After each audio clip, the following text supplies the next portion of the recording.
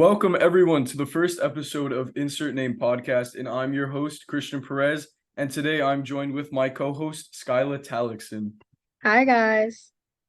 So today, before we get into today's topic and our guest, let's talk about what the mission of the podcast really is. Insert Name Podcast is a nonprofit podcast that interviews people from underrepresented backgrounds to talk about ongoing topics people are not aware about. All of the proceeds from the podcast are put back into organizations that the speakers are representing by donations or drives.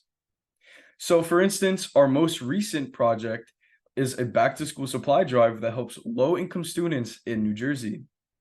Now, with that being said, today we have a special guest, a current student at Harvard University studying political science and an aspiring activist. Let's welcome Tenzin Yiga. Hi, Tenzin. How are you? Hi, Chris. Hi, Skyla. How are you guys? We're both good, right, Skyla? You're good? Yeah.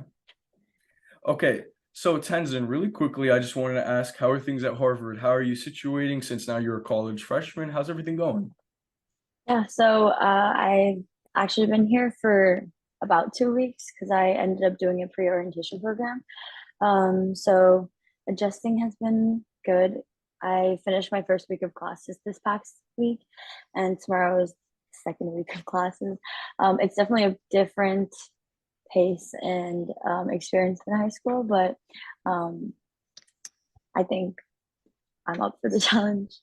Yeah, I know me and Skyla both, since we've met you in high school and we've gone to high school together, we know you're going to kill it and you're going to do an amazing job as always. But first, what we wanted to talk about today is, since it's a serious topic and we want to dive into a little bit of the details now, we want to go on, talk about today the current problems that are happening in Tibet as we know it.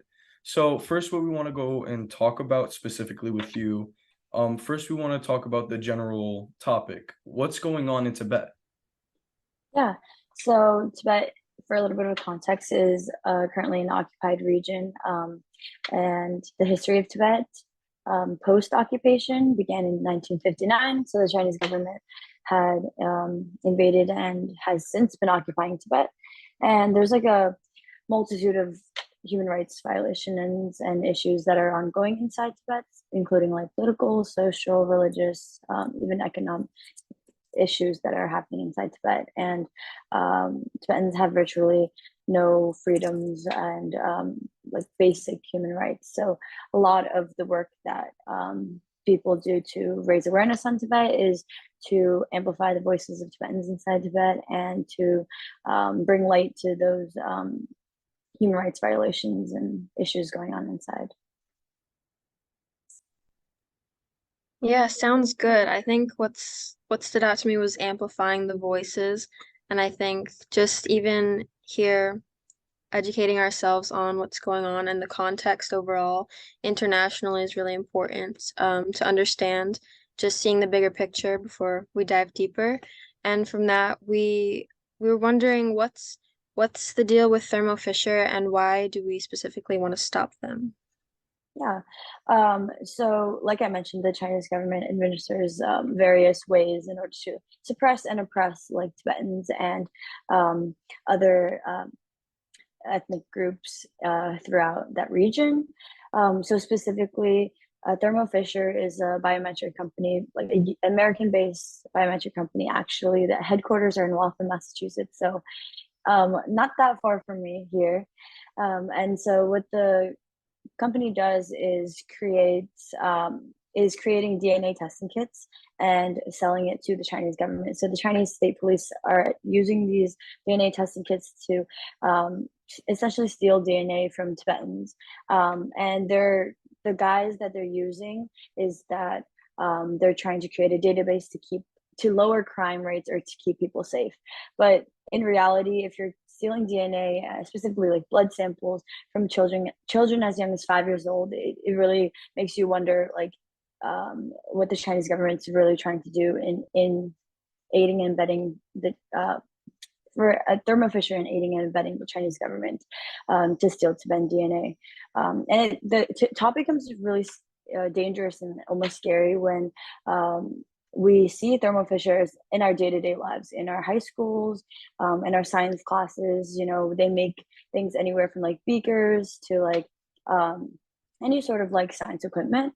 So it's just really scary to think that these are day-to-day things that we see in our classrooms, but the company at the same time is using its resources and aiding and abetting the Chinese government in order to carry out essentially like a genocide. So that's why there are ongoing campaigns in order for Thermo Fisher to drop their contract with the Chinese government. Wow, that sounds very scary indeed, actually. I'm very sorry to hear that's actually what's going on in Tibet and these problems are we're facing today. But I think it's a good thing that you're here today representing, like Skyla said before, the voices and people of Tibet. It's very important that people aren't understanding what these big corporations are doing, behind the curtains. It's truly like interesting to see like how what greed and a lot of other things people will go through to, violate basic human rights and many other things like that. It's very interesting. And another thing we wanted to move over towards was the topic of how is your experience as being, a person from the Tibet background and culture? Yeah, so I think like for most Tibetans, I'm not speaking for everyone, but in my personal experience as a Tibetan, um, it's very much like in our upbringing and in our culture and it in exile specifically to use our voices to amplify um, those inside of Tibet who are unable to speak out um, because the Chinese government has put all these measures and policies in place so that we're unable to get any information from what's going on inside Tibet. So a lot of times we'll hear news about stuff that's happening inside Tibet months and months later. So it's really scary to think about how we have little to no contact with what's truly going on, and any of the news that does get out, it's like the time frame is much later. So as like a Tibetan person who is in exile and in like outside of Tibet, I think it's really important to use our voices to amplify those who are unable to speak out. But yeah, I think it's really important to use the freedoms that we have in the West. Yeah, it's definitely important to see that from an American perspective, just as it's so important to help those in Tibet as well as those in America, being able to use, like you said, all the voice and all the opportunities that we have here. Um, Moving forward, we're wondering about the bill HR 533 and what that means to the Tibetan community. Yeah. So for a little bit more context, every year there's something called Tibet Lobby Day that happens. So um, young people, kids of people of all ages will come all over the country in representing their states to DC, and they'll lobby the Capitol on Capitol Hill. They'll lobby their senators and their House of Representatives in order to again like inform them about issues that are ongoing inside Tibet, but also to reaffirm their support on the Tibetan issue. So essentially what we're trying to do is get them to co-sponsor these bills, because what co-sponsoring means is that they are saying that when it comes time to vote for this legislation, that they will be voting for it. And that's very crucial because we need that support as a Tibetan American, we need that support. Because legislative action is very powerful, especially coming from such a powerful government in the international community. That's why we lobby every year and we talk to our representatives and we try to get them to pass the legislation. And specifically on the bill, what the contents of the bill include like reaffirming Tibetans' right to religious freedom, making it historically making it on paper on legislation it true that Tibet was historically not a part of China and that it was historically a sovereign nation. And then it goes into the specific regions of Tibet not only being the Tibetan Autonomous Region, which is what China claims that Tibet is now, but also different provinces that were previously all part of Tibet. So just the bill goes into, like again, I said, the basic human rights of being a Tibetan and supporting those inside of Tibet. And yeah, legislation, like I said, is just so powerful because it's concrete, and we're able to, if America passes legislation like this, as such a powerful government, other countries will see this as like a precedent, and potentially like things like the United Nations and like international organizations can help in helping the Tibetan cause, on an international platform. Yeah, I think that's really important, especially like you said before, like with lobbying, how many people can come together and, work as like, especially with the people in the podcast listening today, and, other Tibetan people and other people in the country can come together to specifically represent other, like this specific bill and other legislation that we may want to be passed that can essentially have an impactful meaning and future on many generations to come, and people like in Tibet, for example, that could maybe help resolve this conflict or put some in forth motion towards this situation that's happening in Tibet.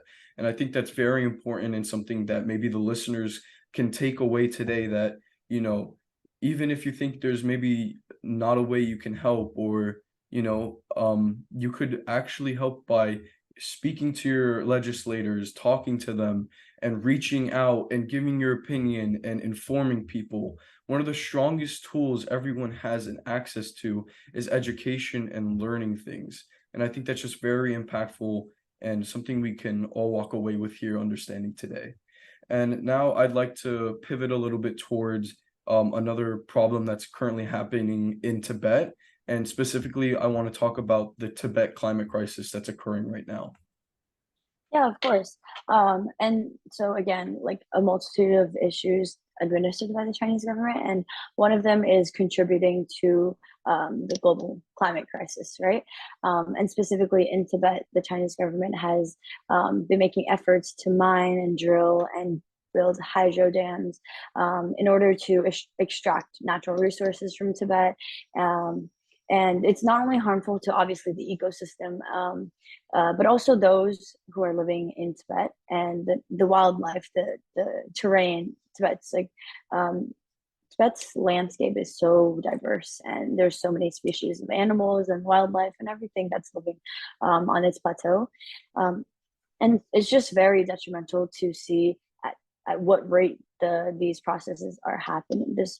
So things like Tibet's glaciers melting, and the sea level water is rising. It's just a huge problem that's happening all over the world, but specifically in Tibet. Tibet is warming at a rate of 3 times faster than the rest of the world. So when you think about climate change on a global stage, the effects of climate change are exponentially higher and warming in Tibet. And that's really dangerous because the Tibetan people, who are historically been nomadic people who have been cultivating and preserving the land for almost a millennia, so almost 1,000 years now. And now in the last 60 to 70 years, the Chinese government has drastically changed the landscape of Tibet. And so that's why when we do work for Tibet, we call attention to the social, political, religious, but as well as economic, as well as its climate and landscape. So it's a huge issue.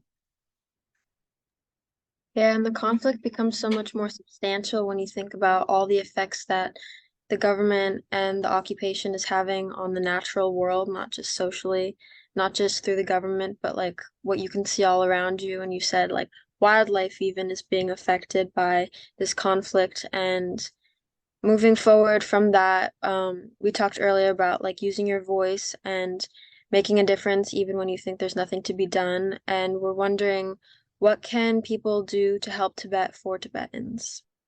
Yeah, so that's such a great question because a lot of information about Tibet is not accessible, or many people like without ever meeting a Tibetan person, you might not even know about Tibet. And it's totally like not the fault of non-Tibetan people, but it's a huge thing. Like Chris said, it was education is so important and like awareness. And because the Chinese government, there's a firewall and there's censorship that's happening. We don't have the resources to like teach about Tibet or see it on the media or news. So that's why it's so important to like have conversations with Tibetan people or people who are just knowledgeable about Tibet, but also like on a grassroots level, like supporting Tibetan organizations. So if you ever like not only encounter a Tibetan person, have a conversation, but also locally, like there are organizations like SFT, which is Students for a Free Tibet. There's different Tibetan community chapters of who do activism. There's regional Tibetan Youth Congress. There's a variety of organizations that you can always reach out to, contribute to, and even like look on social media to see like what's going on. If there's like a teach-in or a protest or anything that's happening, things are now becoming a little bit more accessible through social media. So wherever you are situated or located, just even like doing your own research about what's going on in Tibet is so powerful, because like every new person learning about the situation inside Tibet is a person that can help amplify the voices of those who are unable to speak out. But also like having conversations with your friends, having conversations with your family, like it happens at a grassroots level, and it's so much more powerful that way because there are power in numbers. So I think just talking to people, educating yourself, doing research, and supporting Tibetan organizations are so important. Well, I really think that's a powerful sentiment to say. Like what you mentioned, if maybe you have a Tibetan person in your life that you could talk to, like you said, in a grassroots level, to really like understand the culture and the ideas and what's happening in Tibet. Like as we know, everyone has different backgrounds and cultures, and it's just a really interesting thing to learn and talk about. You should really maybe think about talking about and understanding these types of backgrounds that people come from, and maybe recognizing and understanding, because everyone's different, but everyone has something valuable and to bring to the table, like I said before, in like an educational sense, but also something culturally, and it's just a really interesting to talk about. And Tenzin, I want to thank you for your time. Me and Skylar really appreciate you for being here and being a voice for not only Tibetans, but Tibet as a whole. We think you've been a great guest today, and we really appreciate everything you've said. And I hope all our listeners here really take away some valuable information we talked about today, and maybe they feel leaving inspired and, maybe want to do more research about Tibet. Yeah, thank you. Thank you guys so much for having me. I definitely want to like always raise awareness and bring light to the issues inside Tibet, being a Tibetan. I can't speak for the entire community, but on my personal experiences and like activism or just being a Tibetan person, I'm like always grateful to share and try to help like inform others about the situation. And you can always reach out to me or reach out to Tibetan organizations like SFT to learn more and ways to get involved. Yeah, and going off of that, you mentioned a few organizations and also you. Are there any social media platforms that we can reach you or any of the organizations like SFT on so we can learn more about it? Yeah, sure. So, like I said, I'm always I'm always available to reach out to. I think Instagram is like probably the most accessible because a lot of like activism spaces are active on there. So my Instagram would be like Tenzin and then .yiga. So that's just my full name with a period in between. And then SFT International, it's SFT underscore international, which are two another great resource. And a little bit of context about SFT, it's just like a global grassroots nonprofit of young people who participate in campaigns and organize people to bring light to the issues inside of Tibet and for the Tibetan freedom movement. So yeah, thank you guys. Okay. Well, with that being said, Tenzin, I really appreciate you being here for the podcast. It means the world that you were here to very humbly represent, Tibet and everything and be our first official guest. I really appreciate it. And also, I'd like to mention to all the listeners listening, we do have a blog about the current episode on the podcast. If you want to learn more information about the continuing conflicts in Tibet, and more information about Tenzin Yiga and where to follow her, as long as and alongside SFT and other organizations about Tibet, please go to the insert name blog post and you will find all the information there. And please make sure to follow the Insert Name Podcast Instagram. It is insert.name.podcast. And I hope to see you guys in a future episode. And I want to say thank you for tuning in for the first episode, and bye. Bye. Thank you. Bye. Thank you.